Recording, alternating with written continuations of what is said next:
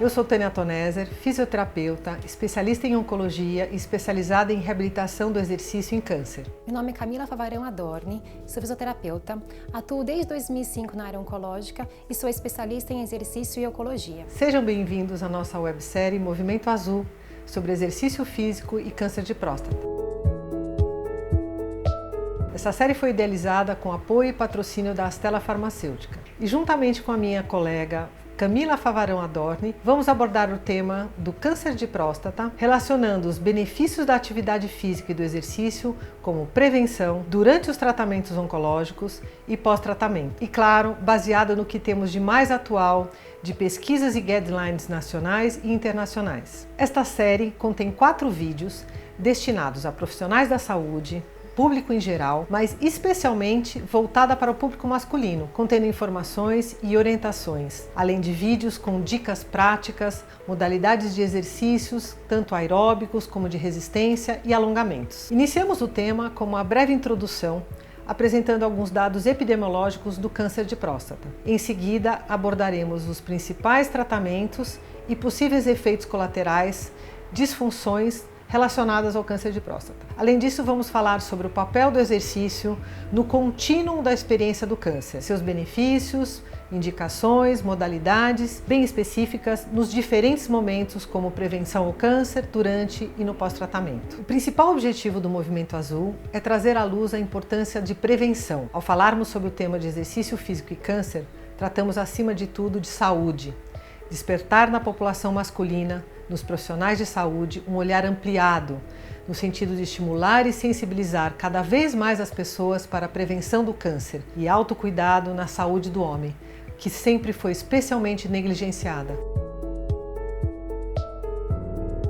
Também queremos enfatizar que as melhores práticas de assistência e rede de cuidados humanizada compreende que o paciente oncológico necessita de uma abordagem multiprofissional e transdisciplinar personalizada. A oncologia de precisão é cada vez mais hoje uma realidade, integrando todas as etapas do cuidado desses pacientes. O mesmo acontece hoje com a prescrição de atividade e exercício físico, pois já sabemos o quanto as terapias anti-câncer podem ter impacto na qualidade de vida do convívio familiar, social, profissional, pelos seus efeitos não apenas físicos, mas também emocionais. Precisamos lembrar que, por muito tempo, a grande preocupação da equipe médica em relação ao câncer era a sobrevivência dos pacientes. Hoje esse cenário mudou e o foco passou também a ser a qualidade de vida das pessoas durante e após o tratamento. Intervenções de exercício já são bem estabelecidas como seguras e benéficas para indivíduos que recebem tratamento de câncer. O exercício contribui para melhorar a saúde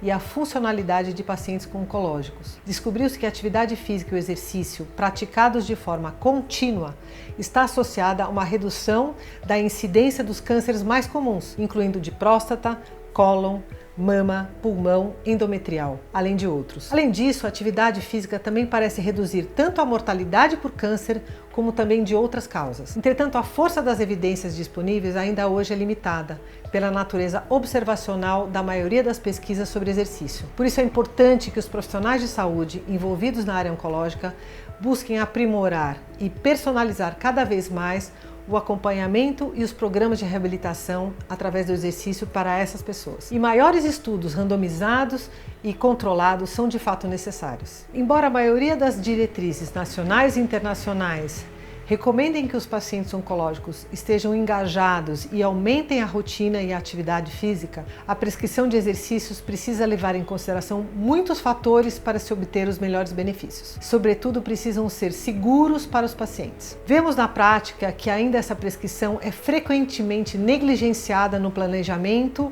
e na assistência oncológica. É importante que os profissionais da área da saúde estimulem em sua rotina os homens para o autocuidado e para a prevenção ao câncer de próstata. Isso requer mudanças positivas no seu estilo de vida. Isto pode sim melhorar a aderência aos exames de rotina, auxiliando diagnósticos mais precoces e aumentando as possibilidades de cura e menores morbidades. Quando incorpora-se mudanças no estilo de vida, com hábitos de vida mais saudáveis, especialmente a prática regular de exercício físico, temos também o potencial de transformar esses homens em agentes multiplicadores junto a seus familiares e amigos. Então, Será que podemos prescrever o exercício como se fosse um remédio? Acreditamos que sim, e vamos tentar responder aqui como a prescrição de exercício físico específicos na dosagem, duração, modalidade, intensidade, entre outros parâmetros, podem funcionar de fato como um remédio, trazendo inúmeros benefícios como medidas de saúde e bem-estar. Veja, por exemplo, efeitos endógenos do exercício físico. Ocorrem adaptações do metabolismo geral do organismo, a regulação de hormônios e várias citocinas, o aumento da perfusão sanguínea e adaptações vasculares, a modulação do sistema imunológico, além de efeitos sinérgicos do exercício físico, sobretudo de média e alta intensidade no microambiente tumoral. Outro efeito importante sinérgico do exercício físico se dá com as próprias terapias anticâncer. As neoplasias que acometem a próstata, que é uma glândula que envolve a uretra e está localizada abaixo da bexiga, é o tumor mais frequente entre os homens, depois do tumor de pele tipo não melanoma. São em geral indolentes, ou seja, de crescimento lento e baixa letalidade, o que explica, por exemplo, a sua alta prevalência. Pode levar mais de 10, 15 anos para atingir 1 centímetro cúbico, sem dar sinais ou ameaçar a saúde do homem. Entretanto, alguns destes tumores podem crescer de forma rápida, gerar metástase e trazer, claro, mais riscos de mortalidade. Nos estágios iniciais, geralmente não provoca sintomas, tornando ainda mais difícil o seu diagnóstico. Já em estágios avançados, o diagnóstico surge principalmente devido aos sintomas que o paciente apresenta. Mais de 14 milhões de pessoas desenvolvem câncer todos os anos, e este número deve subir para mais de 21 milhões em 2030. O câncer de próstata é responsável hoje por 1 em cada 6 mortes no mundo, e é a segunda causa de morte por câncer em homens no Brasil. O Instituto Nacional do Câncer, o INCA, estima que teremos 65.840 novos casos em 2020. Assistimos hoje a um aumento da sua incidência, que pode ser explicado, por um lado, pela evolução dos métodos diagnósticos de exames, integração dos sistemas de informação e pelo aumento da expectativa de vida. Não existe um fator de risco que se destaque para o desenvolvimento desses tumores. Menos de 10% dos cânceres de próstata têm algum componente hereditário. São, ao contrário, a somatória de diversos agentes que, ao longo da vida, aumentam o risco do seu desenvolvimento. Destacamos aqui as principais. A idade, ou seja, o envelhecimento. Vejam os dados. 90% dos homens diagnosticados com câncer de próstata têm idade acima de 55 anos e aproximadamente 75% dos casos no mundo ocorrem a partir dos 65 anos, ou seja, está muito relacionado ao envelhecimento da população masculina. O histórico familiar tem importância, pois homens cujo pai, avô ou irmão que tiveram câncer de próstata antes dos 60 anos fazem parte de maiores riscos. Estudos recentes mostram maior risco de câncer de próstata em homens com sobrepeso corporal mais elevado. Mas uma coisa é fato: a Organização Mundial da Saúde fornece dados de que aproximadamente 35% das mortes relacionadas ao câncer são atribuídas a fatores de risco modificáveis. Para se ter uma ideia, hoje o sedentarismo é diretamente responsável por 6% de todas as mortes no mundo. Destacamos mais uma vez: estes são fatores que mais claramente podem ser modificados. A obesidade, ou seja, o excesso de gordura corporal, e especialmente aquela abdominal, e a atividade física insuficiente ou sedentarismo. E quando associamos a isso também uma alimentação inadequada, excesso de carne vermelha, gorduras, sal, temos a famosa tríade, que não por acaso também é aquela fortemente associada a doenças crônicas como hipertensão arterial, patologias cardiovasculares e doenças metabólicas como diabetes mellitus. Nesta mesma direção, já temos inúmeros estudos científicos atuais demonstrando o quanto o estilo de vida exerce grande impacto na incidência do câncer de próstata. Esses estudos sugerem, por outro lado, que mudanças profundas na dieta e hábitos de vida podem alterar a expressão gênica, epigenética desses tumores e possivelmente a sua progressão. Todos os homens sem histórico familiar de câncer de próstata devem fazer, a partir dos 50 anos, anualmente, exames de rotina. Em geral, a maioria dos tumores de próstata são diagnosticados no rastreamento da doença, através do exame do PSA, antígeno prostático específico, colhido no sangue, ou através do exame do toque retal. Esses são exames importantes e são complementares. Se houver a suspeita de câncer com base nos resultados dos exames de detecção precoce ou sintomas, se farão necessários exames complementares para elucidação diagnóstica. O tumor de próstata só é confirmado após a realização da biópsia, que é indicada ao se encontrar alguma alteração no exame de PSA ou no toque retal. Já está comprovado que uma dieta rica em frutas, verduras, legumes, grãos, cereais integrais e com menos gordura, principalmente de origem animal, ajuda a diminuir o risco de câncer, como também de outras doenças crônicas não transmissíveis. Entre os fatores que mais ajudam a prevenir o câncer de próstata estão ter uma alimentação saudável, manter o peso corporal adequado, praticar atividade física regularmente, pelo menos 150 minutos semanais, não fumar, evitar o consumo de bebidas alcoólicas.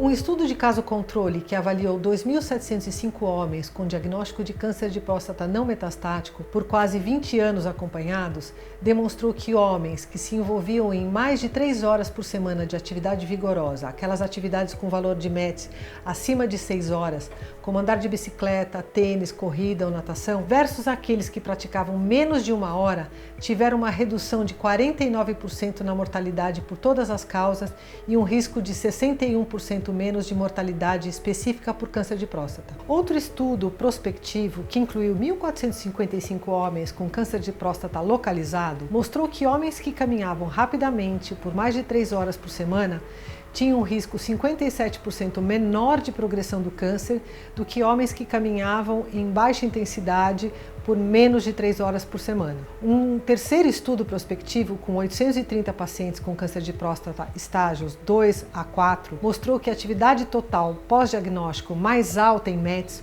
foi associada a uma menor mortalidade por todas as causas. O mesmo valendo para a atividade física recreativa. Os mais altos índices foram associados à mortalidade específica por câncer de próstata mais baixa. Além disso, a atividade física pós-diagnóstico foi associada a uma melhor qualidade de vida física e mental entre os sobreviventes. Temos, por outro lado, menos evidências sobre os efeitos da atividade física em pacientes com doenças metastáticas em estadio 4. Um estudo de coorte que avaliou 55 pacientes com metástase ósseas mostrou que homens que atenderam às diretrizes atuais de atividade aeróbica para sobreviventes do câncer, ou seja, 150 minutos de intensidade moderada ou mais de 75 minutos de atividade vigorosa por semana, ou uma combinação equivalente dos dois, tiveram melhores resultados físicos e melhores resultados de saúde mental, bem como scores elevados de funcionamento físico e saúde geral, este último medido pelo questionário SF36, e quando comparamos aqueles que não atenderam às diretrizes de atividade física aeróbica. Sabemos, todavia, que em se tratando de tumores como os de próstata,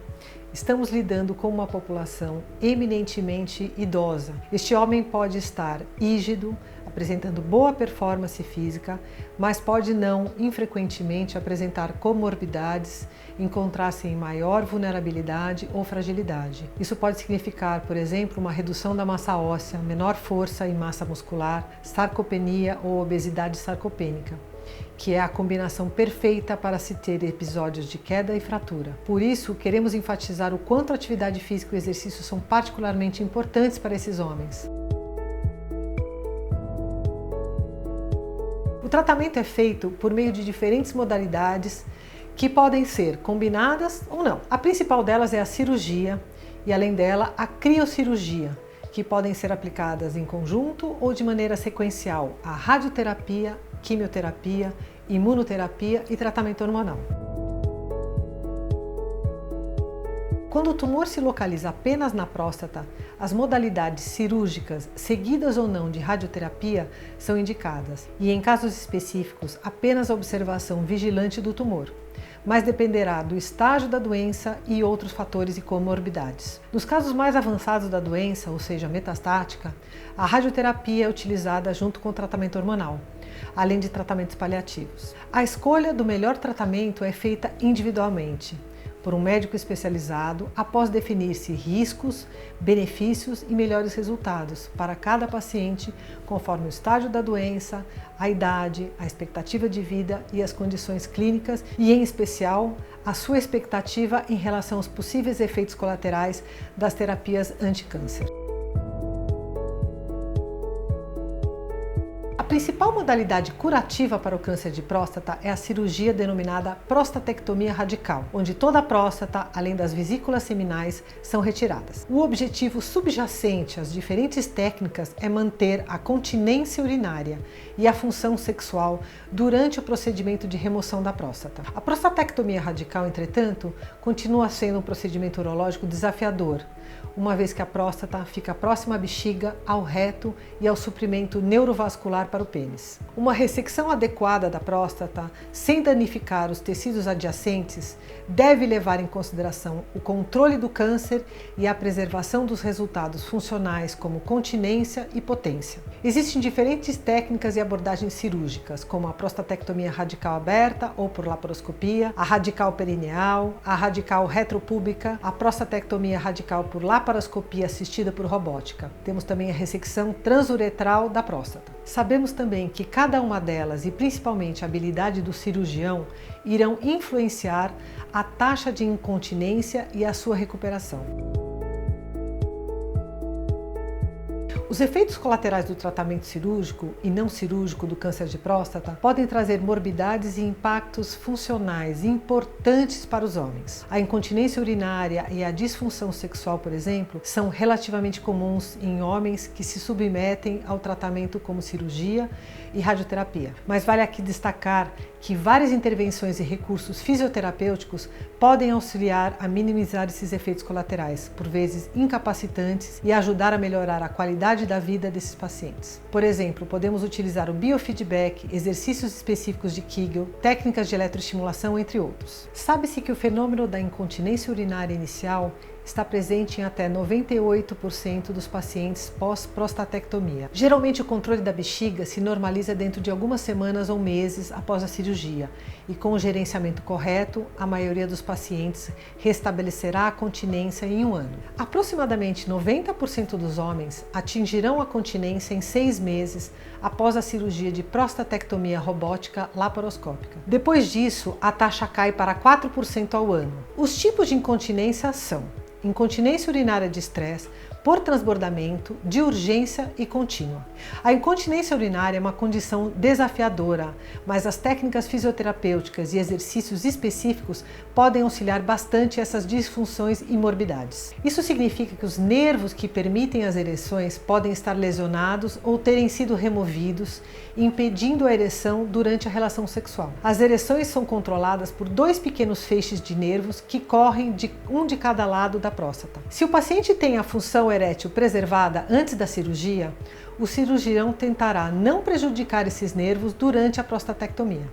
Isso é chamada abordagem poupadora de nervos. A capacidade de ter novamente ereções após a cirurgia muitas vezes ocorre lentamente, podendo levar até 2 anos. Durante os primeiros meses, o paciente provavelmente não será capaz de ter uma ereção espontânea, precisando usar medicamentos ou outros tratamentos. Também medicações e alguns tratamentos podem ajudar a disfunção erétil. Além disso, podem ocorrer outros efeitos secundários aos tratamentos cirúrgicos, como alterações no orgasmo, orgasmo seco, alterações do tamanho do pênis, hérnia inguinal, infertilidade e linfedema. O linfedema é uma patologia que caracteriza-se pelo acúmulo de líquido altamente proteico nos espaços intersticiais extravasculares e pode ocorrer falhas do transporte, alterações da carga linfática, deficiências de transporte e falha da proteólise extralinfática. Ao exame físico, a gente encontra uma diferença maior ou igual a 2 centímetros ou 200 ml, ou ainda um aumento do volume maior que 10%. Apesar dos resultados positivos das terapias mais atuais de tratamento na redução do volume do membro, é uma patologia de difícil resolução e controle. O linfedema é uma complicação rara, mas possível, devido à remoção dos linfonodos ao redor da próstata. Quando os linfonodos são removidos, o líquido pode se acumular com o tempo nas pernas e na região genital, provocando edema e eventualmente dor. Lembrando das suas características de teor proteico acumulado. O linfedema é uma patologia de difícil resolução e controle. O principal tratamento é feito através de técnicas fisioterapêuticas, como a terapia descongestiva complexa, que associa terapia manual, drenagem linfática manual, medidas compressivas e orientações, além dos cuidados com a pele. E damos aqui um destaque especial para a prescrição de exercícios nesse controle. Estudos mostram a importância para a prevenção e gerenciamento do linfedema com a prática de exercícios físicos, que tornou-se, na verdade, um componente padrão ouro no manejo do linfedema, sempre acompanhado, claro, de profissionais com medidas de contenção, como meias compressivas. O exercício físico é extremamente indicado e benéfico, principalmente em relação ao descondicionamento físico ou perda de força relacionada ao linfedema. São indicados tanto exercícios aeróbicos de intensidade moderada, quanto exercícios de resistência. Quanto aos vestuários de compressão, estes são importantes e devem ser usados durante todas as práticas de atividade física e exercícios. Devemos considerar alguns cuidados especiais ao se notar qualquer sinal de aumento do volume com o programa de exercícios realizados e progredir com a carga ao longo do tempo, apenas quando tolerado e sem sintomas.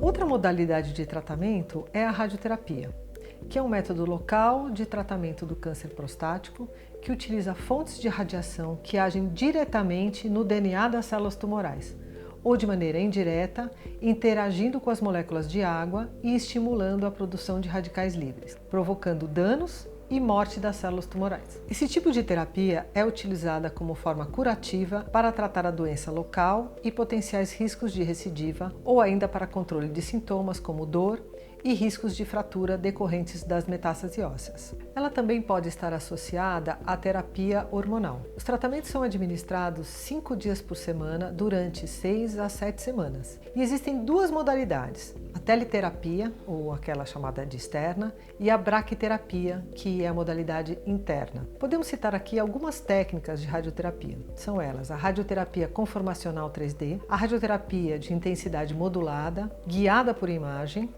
a radioterapia estereotáxica e a radioterapia, por exemplo, com feixes de prótons. Temos também a modalidade de radioterapia chamada braquiterapia permanente. Nessa abordagem, as sementes do material radioativo são colocadas dentro de agulhas finas que são inseridas através da pele na área entre o escroto e o ânus, que é na parte do períneo, e vai até a próstata. As sementes são deixadas no local à medida que as agulhas são removidas e liberam baixas doses de radiação durante as semanas ou meses subsequentes. Temos também a radioterapia temporária de alta dose, ou HDR. Nessa técnica, as agulhas são colocadas vazias, sem o material radioativo, na próstata. E após o posicionamento, são inseridas através de agulhas, que são os catéteres, com o material radioativo. Ao término do tratamento, os catéteres são removidos. Tratando agora dos principais efeitos colaterais, são eles irritação da pele, distúrbios intestinais, especialmente aqueles retais,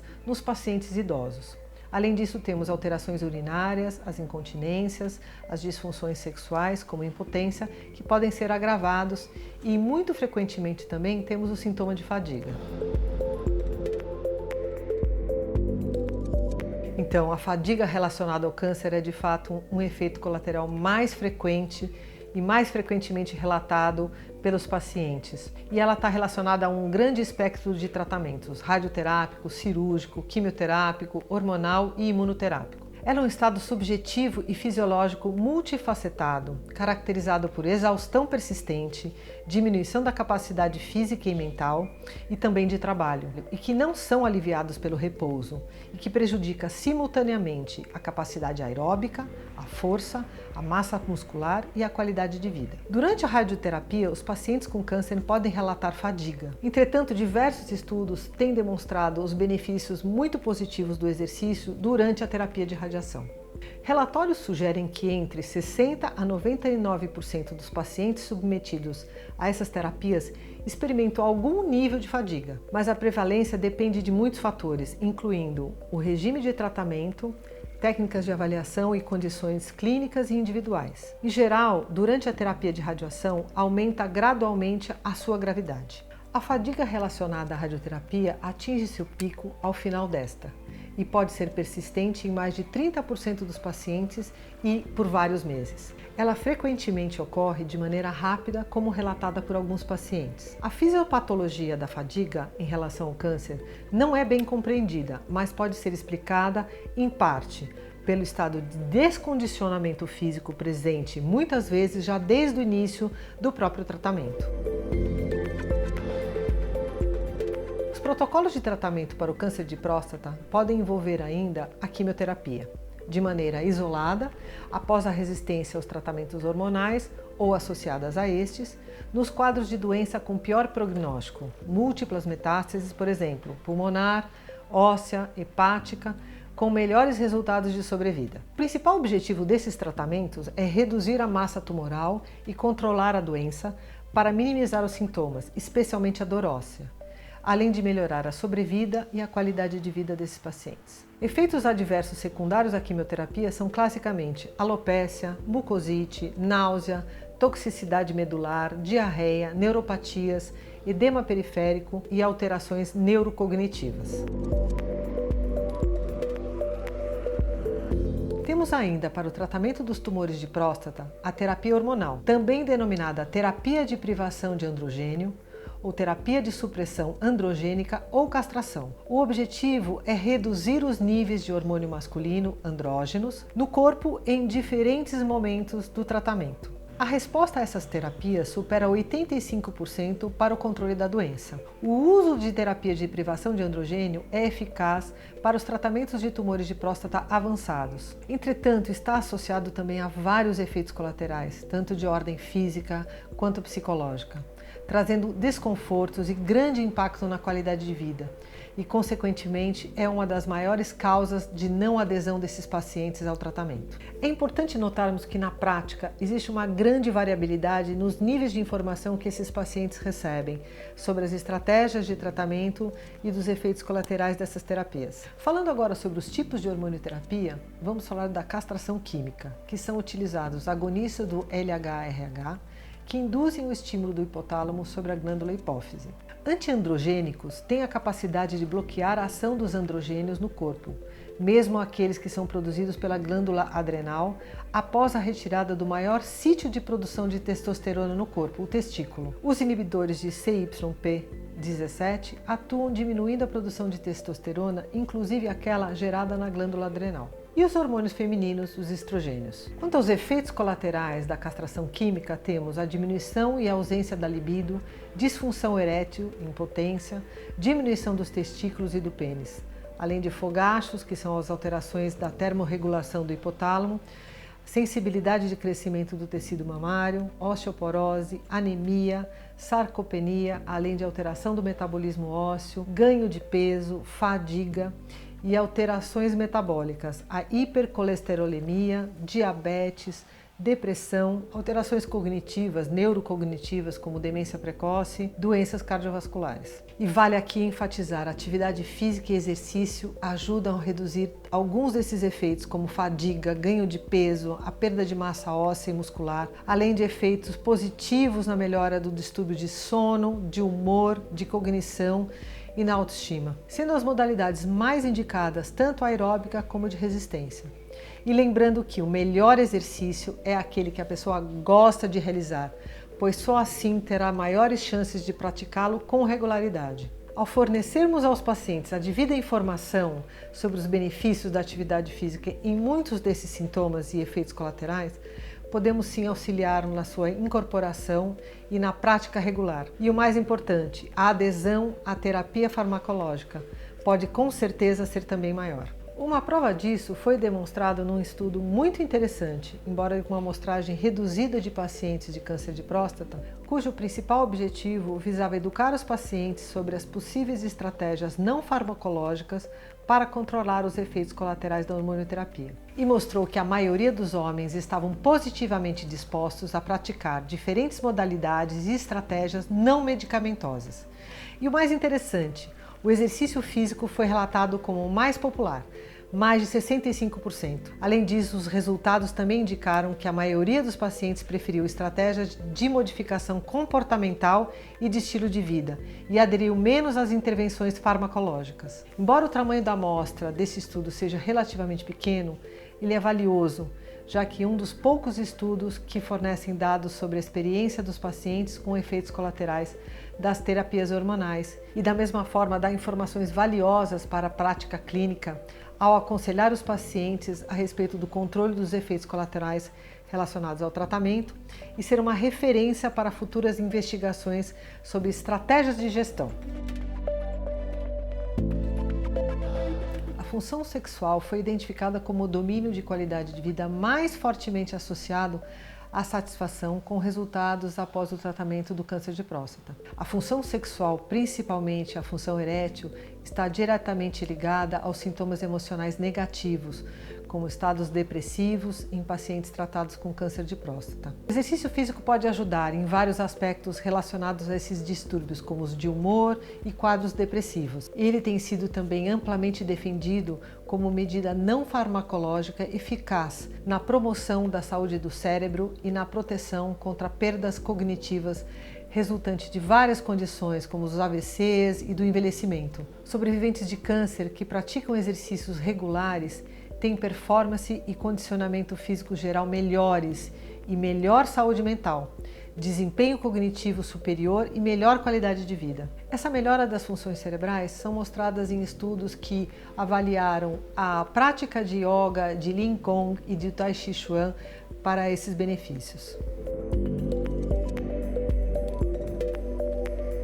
A sarcopenia está intimamente relacionada ao envelhecimento, à alimentação insuficiente, mas sobretudo à inatividade, podendo estar ligada a várias doenças, como cardiopatias e o câncer, e é caracterizada pela perda de força muscular, massa e diminuição da função. Quando a sarcopenia é pré-existente ao tratamento, diminui a reserva funcional dos pacientes com câncer, o que aumenta o risco de fragilidade, caquexia e piores resultados dos tratamentos. Ela pode também estar associada ao sintoma de fadiga e os tratamentos de quimioterapia e hormonioterapia podem da mesma forma intensificar esses quadros de fraqueza muscular, perda de peso involuntária, exaustão, redução da velocidade da marcha e do equilíbrio, além de propiciar mais episódios de queda e possivelmente de fraturas. A sarcopenia também está associada à toxicidade da quimioterapia e pode significar eventualmente reduções das doses ou dos ciclos, complicações pós-operatórias e menor sobrevida. E as intervenções de exercício podem reduzir sim o seu impacto. Os tratamentos hormonais também impactam na saúde óssea desses homens, provocando quadros de osteopenia e osteoporose e maior risco de fraturas. Nestes casos, as modalidades de exercício realizados em plataformas vibratórias, por exemplo, são especialmente benéficas. Treinamento de vibração de corpo inteiro, que são realizados nas plataformas vibratórias, podem oferecer benefícios para a prevenção e reversão tanto da sarcopenia quanto da perda de mineral óssea, com ganho adicional de baixo impacto em problemas articulares. Mas precisamos lembrar que os pacientes têm muitas preocupações e alguns temores, principalmente quando se fala da prática de exercício físico na vigência dos tratamentos. Muitos têm medo do agravamento dos sintomas, por exemplo, de dor e fadiga. Mas é importante explicar que aqueles pacientes que se exercitam regularmente têm menos sintomas e, quando eles ocorrem, são menos severos. Irei explicar a vocês a eficácia dos programas de exercício em pacientes oncológicos, como deve ser feita essa intervenção e seus benefícios. Uma boa aula. Como falamos anteriormente, o tratamento oncológico pode incluir remoção cirúrgica, quimioterapia, radioterapia, terapia hormonal e imunoterapia, que estão associados a uma alteração na qualidade de vida e na redução da funcionalidade. Os tratamentos para o câncer de próstata localizado, eles incluem cirurgia e radioterapia. Muitos sobreviventes experimentam efeitos colaterais adversos contínuos que incluem diminuição da função física, fadiga, incontinência urinária, disfunção erétil, perda da massa muscular, que impactam negativamente na qualidade de vida e no bem-estar psicológico. A radioterapia está clinicamente comprovada por melhorar a sobrevivência em homens com câncer de próstata. Apesar dessa vantagem, ela é reconhecida por causar efeitos adversos como a fadiga, além de problemas gastrointestinais e problemas geniturinários. Em um estudo realizado entre homens submetidos à radioterapia, houve uma redução na toxicidade retal após 30 minutos de exercício como caminhada, 3 vezes por semana durante 4 semanas. Em outra pesquisa, com 121 homens recebendo radioterapia ou bloqueio androgênico, tanto o programa de resistência quanto de exercícios aeróbicos melhoram a fadiga e também melhoraram a qualidade de vida, a força e a gordura corporal. Outro estudo considerou significativas mudanças na circunferência da cintura abdominal, após uma intervenção de 16 semanas de exercício, embora com altas taxas de abandono.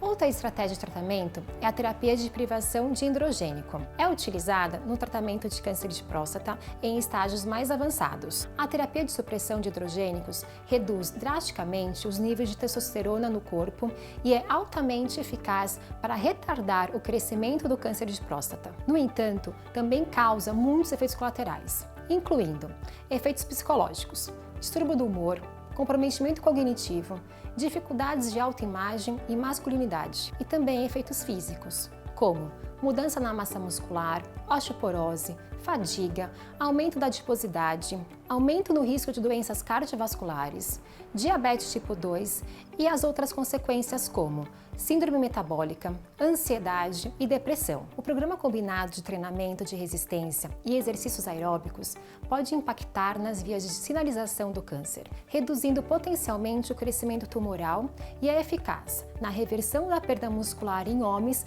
submetidos à terapia de supressão devido ao câncer de próstata. Outro efeito colateral na terapia de supressão de androgênico é a sarcopenia, que é a perda muscular. Ela é orquestrada por uma rede de vias de sinalização específicas que causam desequilíbrio no músculo síntese e na degradação de proteína.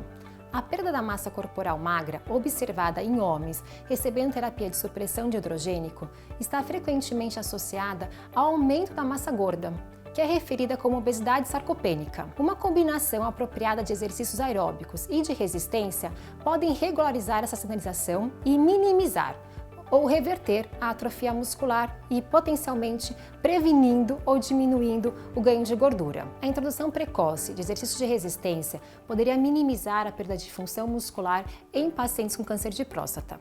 Particularmente para homens mais velhos, em que já apresentam maior níveis de perda de massa muscular e queda na função, o tratamento é mais debilitante, potencializando os efeitos colaterais. O exercício pode desempenhar um papel importante, tanto antes da cirurgia, para melhorar a recuperação e os resultados, e após a cirurgia na reabilitação, especialmente para tratar a incontinência. O ideal é que todos os pacientes iniciem a reabilitação no pré-tratamento, o que chamamos de pré-reabilitação.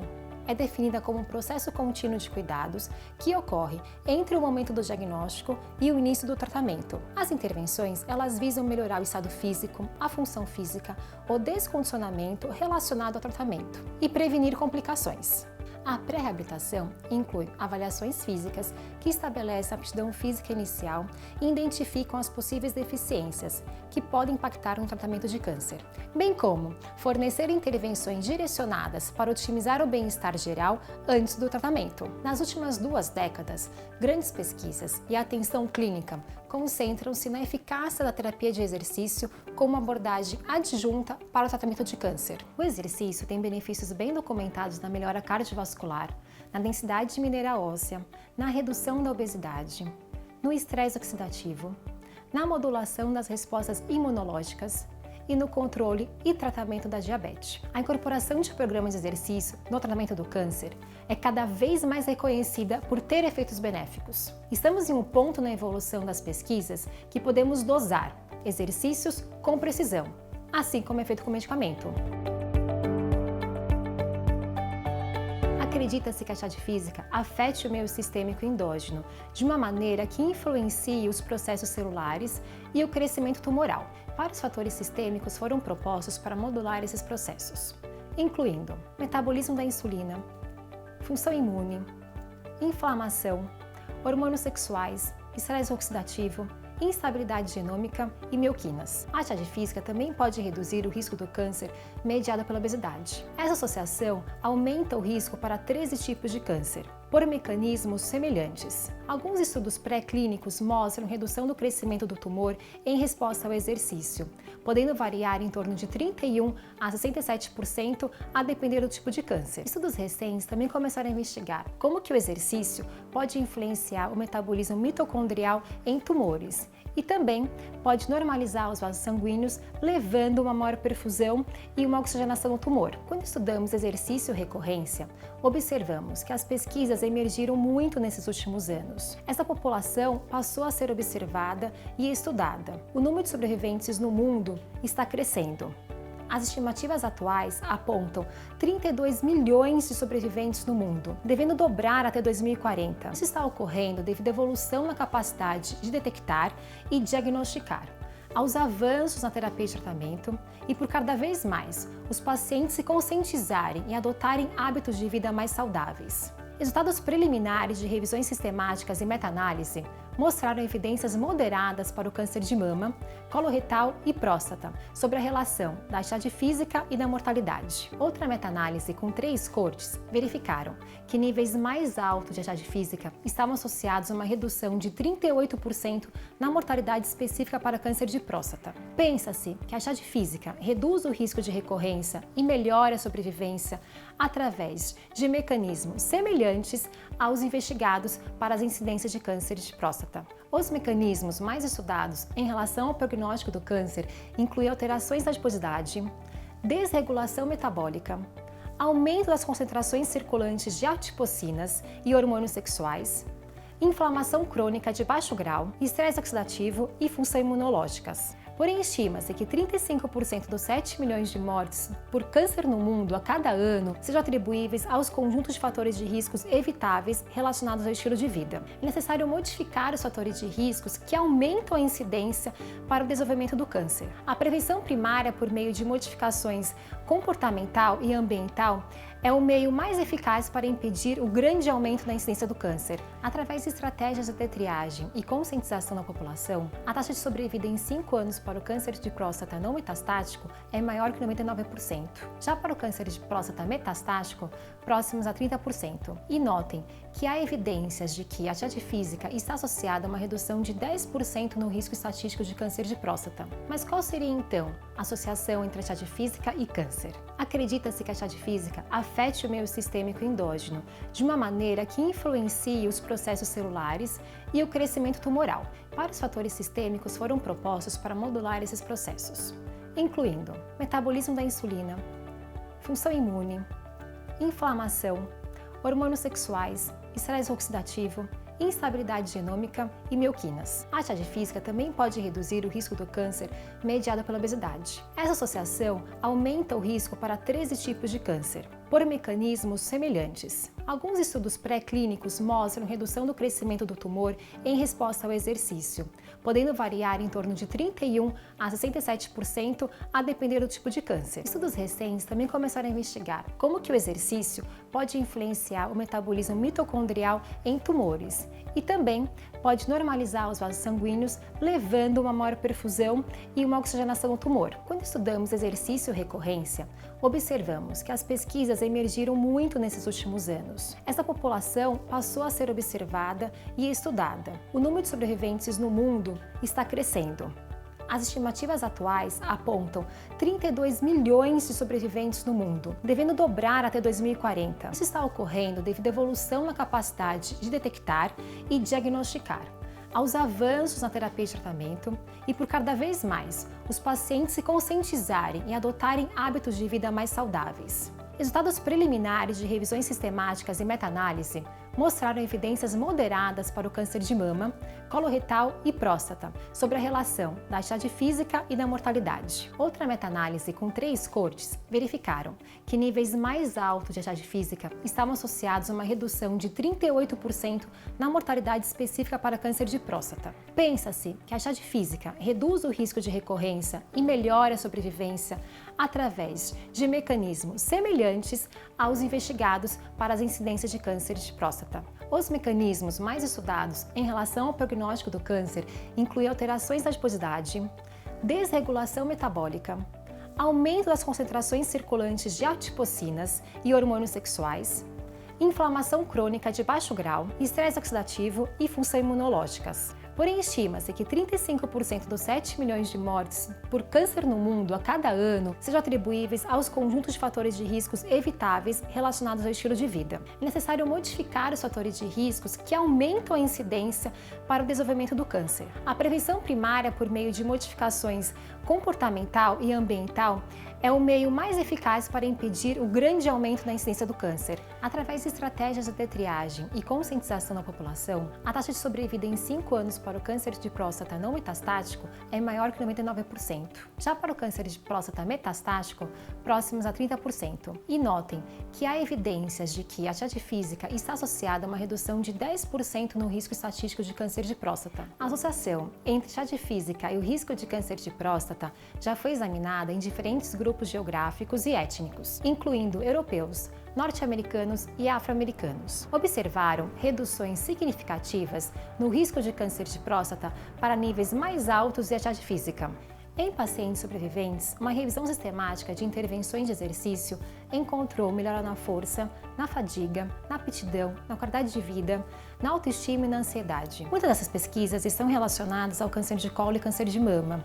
Evidências crescentes demonstram melhoras na tolerância dos sintomas, na mortalidade por todas as causas e específicas ao câncer. Portanto, o exercício é uma estratégia eficaz para aliviar e gerenciar muitas das toxicidades do tratamento para o câncer, incluindo a fadiga, composição corporal e melhora da qualidade de vida. Recomenda-se que os indivíduos com câncer de próstata realizem, no mínimo, 150 minutos de exercício aeróbico moderado a vigoroso com uma frequência cardíaca máxima entre 60% e 80%, associado ao treinamento de resistência pelo menos 2 vezes na semana com uma intensidade de 6 a 12 repetições máximas. É importante exercitar todos os músculos principais a cada semana, além de realizar movimentos funcionais, como agachamento, remada vertical, elevação de ombro e outros exercícios que são semelhantes às tarefas da vida diária. Os exercícios de flexibilidade para os principais grupos musculares, envolvendo 2 a 4 séries de cada grupo muscular. Para indivíduos sedentários que receberam o diagnóstico de câncer de próstata, é necessário o encaminhamento para um profissional especializado, garantindo a segurança, a individualização de um programa de exercício e de uma reabilitação.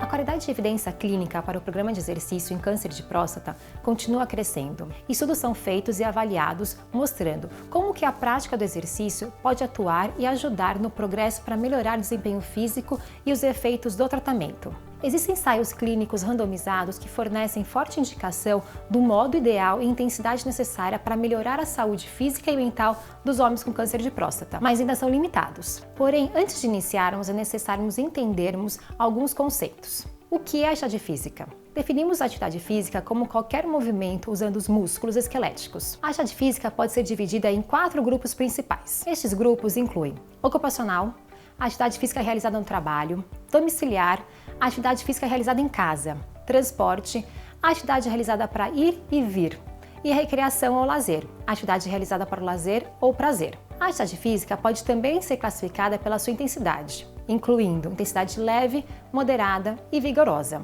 Exemplos de atividade física com intensidade leve inclui trabalho doméstico, moderada, caminhada rápida e vigoroso, corrida. Já o exercício físico é uma atividade física estruturada, planejada, programada de acordo com algum objetivo, como por exemplo o condicionamento físico.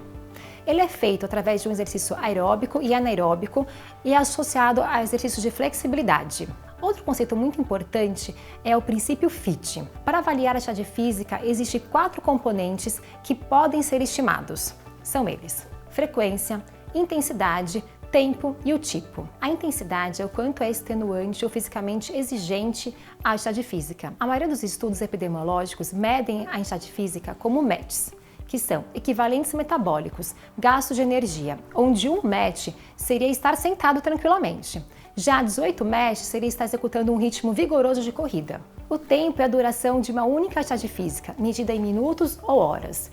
Tipo é a modalidade escolhida para a atividade física e frequentemente inclui atividades aeróbicas, de força e de flexibilidade. São esses os 4 componentes: frequência, intensidade, tempo e tipo que formam a base da prescrição do exercício físico, mais conhecidos como os princípios do FIT. E são estes os parâmetros que podem e devem ser modificados de acordo com a condição física e o tipo de tratamento. Os programas de exercícios podem ser realizados de diferentes maneiras, desde o atendimento supervisionado, individualizado, em grupo ou até mesmo domiciliar. O que a literatura evidencia é que os programas supervisionados se mostram mais seguros e viáveis. Um estudo muito interessante realizado na Universidade de Portland em pacientes com câncer de próstata, notou-se que o câncer afeta negativamente a qualidade de vida dos pacientes e dos seus parceiros. Os casais foram acompanhados durante 6 meses com 2 treinos semanais, incluindo treino aeróbico, que seria a dança, e fortalecimento muscular. Como resultado, eles observaram que a adesão ao exercício e aos treinos regulares foi maior quando realizados juntos,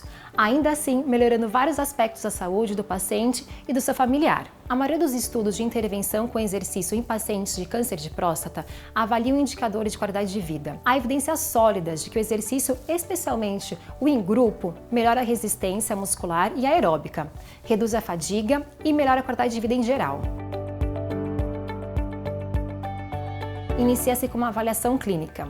Essa etapa é necessária e muito importante. Nos fornece melhores condições para a tomada de decisão, nos dando maior segurança para a prescrição de exercício e de um programa de reabilitação. Devemos estar cientes do perfil cardiometabólico do paciente, do seu histórico de saúde, como problemas osteoarticulares, condições álgicas, conscientes do programa de tratamento, do seu histórico de exercício, ou seja, do tipo de exercício já realizado, a frequência, a duração, a intensidade. Todas essas informações são fatores a serem considerados antes de planejar um programa de exercício. O modelo ideal de acompanhamento é aquele em que todos os profissionais envolvidos estejam trabalhando em conjunto, sejam eles nutricionistas, oncologistas, enfermeiros, médicos, fisioterapeutas, educadores físicos, psicólogos, entre outros. Dentro deste modelo, a avaliação pré-tratamento é necessária, juntamente de uma avaliação clínica inicial. Como falado anteriormente, para a prescrição do exercício, deve-se realizar uma avaliação clínica detalhada. Faz parte dessa triagem: testes funcionais,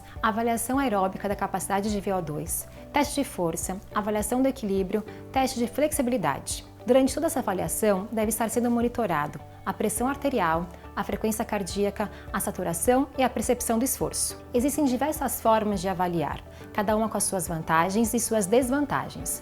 O melhor instrumento de avaliação irá depender do objetivo da avaliação, do recurso disponível para a aplicação do teste, da característica do seu paciente e o avaliador está familiarizado com o teste. O teste de avaliação da capacidade aeróbica de VO2, mais conhecido como teste ergométrico, normalmente é utilizado o teste de Bruce modificado ou o teste de 6 minutos e o teste para pacientes oncológicos do Colorado. O teste de força pode ser feito através do teste de escada, teste de sentar e levantar 5 vezes, dinamômetro, teste de repetição máxima, além da avaliação isocinética presente em alguns grandes centros de reabilitação. Já o teste de flexibilidade pode ser avaliado através do teste de dedos ao solo ou pelo banco de Wells. Temos outros instrumentos para serem aplicados, como o questionário de qualidade de vida SF36 ou o questionário EORTQ-LC30, feito especialmente para pacientes oncológicos.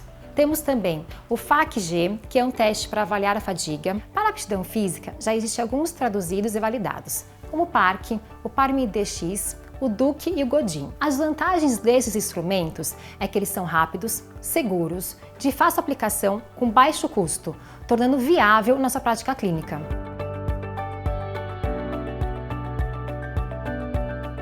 Existem poucos estudos examinando as barreiras para a atividade física e exercício após o tratamento de câncer. As queixas variam desde a falta de tempo, pelas constantes consultas médicas, ou a falta de motivação, ou a dificuldade ao acesso a instalações da academia ou aos equipamentos do exercício. A função urinária e o incômodo intestinal pós-tratamento do câncer também são frequentemente relatados como barreiras para iniciar a atividade física, podendo persistir por até 52 meses após o tratamento. Educação e estratégias de mudanças de comportamento são fundamentais para melhorar a aderência e o nível de atividade física na população.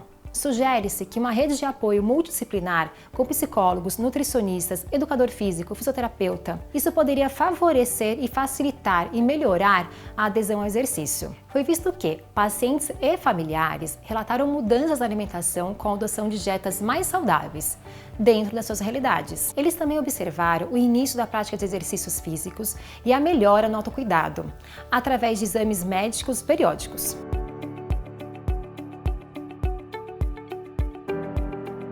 Olá! Hoje nós vamos falar sobre alimentação na prevenção, durante o tratamento e depois com a hormonioterapia no tratamento de câncer de próstata. Quando a gente pensa em prevenção através da alimentação para o câncer de próstata, o que a gente pode ajudar vocês nesse período de prevenção? Então, na prevenção é o nosso dia a dia, é a alimentação que a gente vai comer no dia a dia. E o que as fundações de pesquisa no mundo sobre câncer têm visto que podem ajudar a gente nesse processo de prevenção? Então, quem pode nos proteger? Existem alguns alimentos que ele tem substâncias que podem nos proteger. São eles as frutas, verduras e legumes. O que a Fundação Mundial preconiza pra gente é que a gente tenha em média de 400 gramas por dia. E como que a gente pode conseguir essas 400 gramas por dia? A gente pode conseguir comendo frutas 3 vezes ao dia e verduras e legumes na hora do almoço e do jantar. Aí eu tenho a quantidade de minerais, de vitaminas e também das fibras. As fibras a gente também pode conseguir através dos alimentos integrais, como pães integrais, arroz integral, macarrão integral. Então essas formas de vitaminas e minerais a gente não precisa conseguir através de comprimido. É claro que em algumas situações a gente precisa lançar mão de complementar a alimentação e aí a gente vai ter que comprar na farmácia, mas de modo geral, se a gente puder conseguir eles na forma natural, melhor. Homens costumam adorar um molhinho, adorar um saleiro, então toma cuidado com a quantidade de sal que acrescenta. Evita colocar esse sal de adição na mesa para consumir os alimentos. E outra coisa que é importante é evitar os embutidos, os frios, toda a parte de salsicharia, de presunto. A gente adora botar um presunto no café da manhã e aí a gente consome um alto teor de sal, então o sal também não é legal. O oposto também não é legal, adicionar muito açúcar, sucos, refrigerantes, bebida alcoólica. Então isso tudo deveria ser evitado para ajudar na prevenção do câncer de próstata. Carnes vermelhas. As carnes vermelhas não são banidas, elas só têm que ser reduzidas, principalmente para os homens que adoram um churrasco, adoram uma picanha. Então, reduz a quantidade, que essa organização, essa Fundação Mundial de Controle do Câncer, eles preconizam que você consuma entre 350 a 500 gramas na semana. Dá para consumir uns 2, 3 bifes na semana, dependendo do tamanho do bife. E a outra coisa que se preconiza é de reduzir bastante a quantidade de gordura na alimentação. Seja ela a gordura das carnes, seja ela a gordura mesmo de adição, entre um uso de frituras, um uso de bacon, essas coisas que a gente adora colocar na alimentação. Isso ajuda na prevenção do câncer de próstata.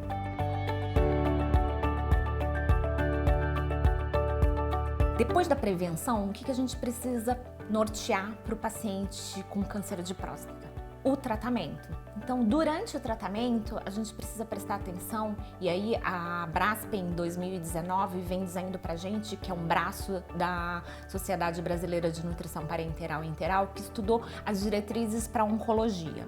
Dentro dessas diretrizes, eles norteiam que se o paciente começa a perder peso, eu tenho um risco nutricional. E eles verificaram que nos pacientes oncológicos, eles têm de 20 até 80% do risco de desenvolver desnutrição. E quando a gente tem um paciente oncológico desnutrido, a gente aumenta muito o risco de morte deles. E nesses casos de desnutrição, a população idosa é a mais acometida. Então é importante que a gente preste bastante atenção no controle de peso desses pacientes. O ganhar peso não é legal e nem o perder peso.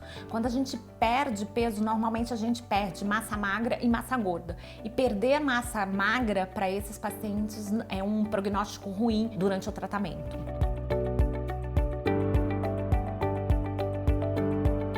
Para aqueles pacientes que estão com risco de perda de peso, é importante a gente verificar a alimentação deles e ver se ele não precisa de um ajuste nutricional. Muitas das vezes é só fazer o uso da suplementação oral. A gente pode lançar mão de vários suplementos que existem hoje no mercado, ou melhorar as preparações para esses alimentos durante o tratamento, ou mesmo se a gente não conseguir usar o trato gastrointestinal, a gente pode lançar mão do uso da nutrição parenteral. Lembrando que sempre a via de escolha é a via da nutrição oral.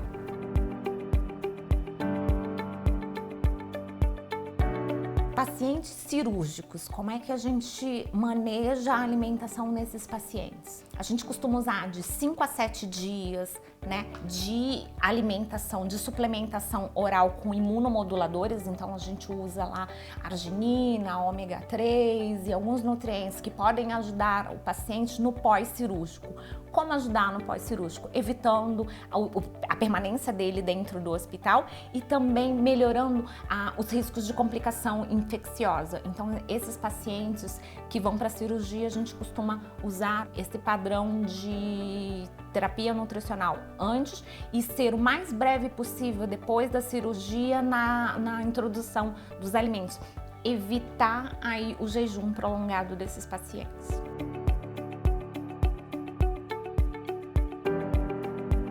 Durante o tratamento é importante não só anotar o peso, mas notar o peso. Então essas pequenas variações são importantes para ser assertivo na hora de programar uma alimentação para esse paciente. E uma outra coisa que a gente normalmente pede, vê nos exames dos pacientes, é a densitometria óssea.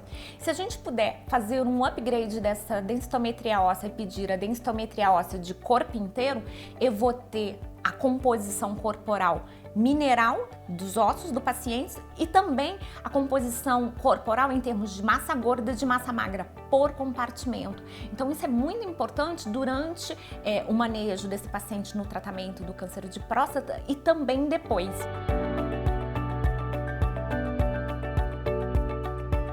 Quando o manejo de sintomas ele é ruim, o paciente costuma perder massa muscular. Por quê? Porque ele diminui a ingestão de nutrientes. A perda desses nutrientes leva o paciente com câncer de próstata a perder essa massa muscular. Quando eu perco massa muscular, eu tenho uma fragilidade. E essa fragilidade é o que a gente chama de sarcopenia, quando a função da musculatura fica frágil. Então, às vezes, eu tenho um adulto que é obeso e que tem fragilidade de massa muscular. Ou eu tenho um idoso que já tem pela própria fisiologia a perda na massa muscular, com mais a fragilidade da massa muscular. Então, isso piora muito o prognóstico do paciente. Isso piora o ir e vir. E o que é esse ir e vir? Esse ir e vir é a capacidade do próprio paciente que está sob tratamento de ter o domínio de sair da sua casa, ir para uma clínica, ir fazer um tratamento, fazer uma caminhada. É ele participar das atividades diárias. E aí, quando existe essa debilidade em relação à fragilidade muscular, eu perco meu ir e vir. Então, é muito importante fazer uma conduta nutricional que abrace esse momento do paciente, para que ele mantenha o seu ir e vir. E aí no paciente idoso, a gente precisa prestar bastante atenção em relação à massa muscular dele. Ele precisa ter esta massa muscular para fazer as atividades da vida diária e manter a atividade física. E o aporte de nutrientes vem aí para ajudar nesse momento.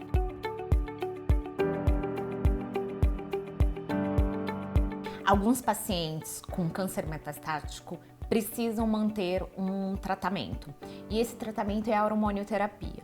Durante a hormonioterapia, a gente também precisa prestar atenção em alguns sintomas. Por quê?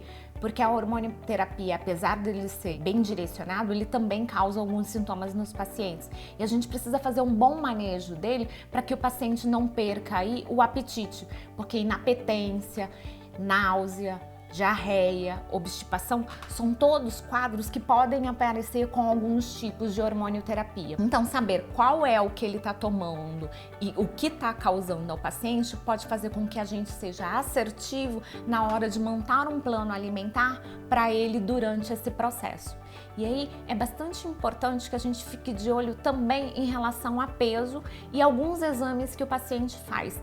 Volta de novo na densitometria óssea. Essa hormonioterapia também faz com que a gente tenha perda aí da massa óssea. Se é pedido para controle desses pacientes a densitometria óssea, a gente poderia aproveitar de novo esse momento para fazer a densitometria de corpo inteiro, porque aí eu tenho a massa magra desse paciente e aí eu consigo intervir quando ele tem a perda dessa massa magra.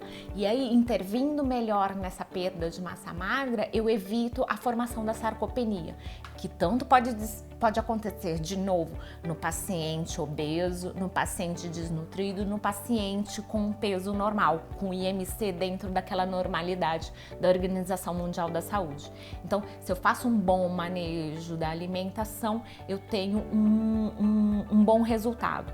Então, se eu junto lá a alimentação com a atividade física, eu vou ter com certeza um bom tratamento para esse paciente.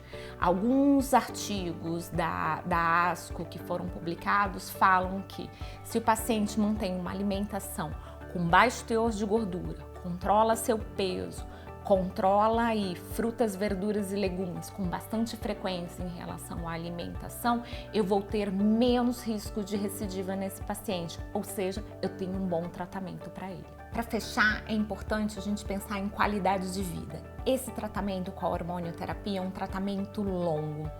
Então, ficar fadigado por um longo período não é confortável para esse paciente. Se a gente maneja bem os sintomas, se a gente junta um aconselhamento nutricional assertivo, uma atividade física que dê prazer ao paciente e ao mesmo tempo mantenha ele ativo, essa é a chave para que a gente melhore o prognóstico do tratamento do nosso paciente. Este vídeo tem como objetivo ajudar e incentivar a prática de exercícios físicos em vocês homens. Nossa intenção é levar informação segura de que o exercício físico é possível, independente do momento do tratamento.